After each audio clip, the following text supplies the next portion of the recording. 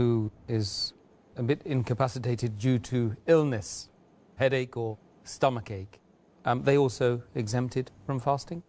The people who are ill, they are exempted. Allah says in the Quran, in Surah Baqarah, chapter number 2, verse number 185, that if a person is ill and traveling, he can make up his prescribed periods of day of fasting later on.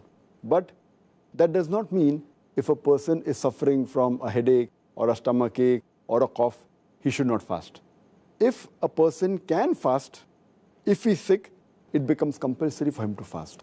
The only time he's exempted is if fasting becomes difficult due to his illness, or if he fasts, his illness would be increased, or his health would deteriorate, or it's compulsory for him to take some medicine due to his illness, then it becomes prohibited.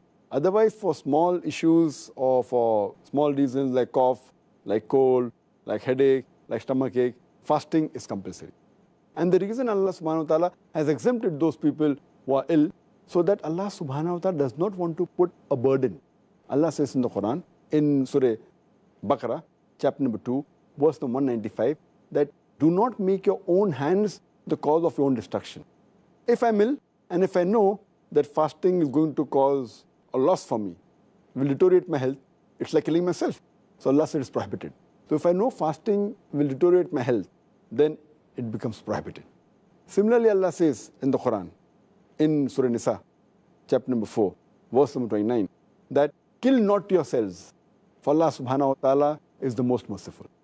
So causing a loss or a damage to your own health yourself is prohibited in Islam. So this exemption is mainly for those people for whom it is difficult or it will deteriorate the health, not for small ailments.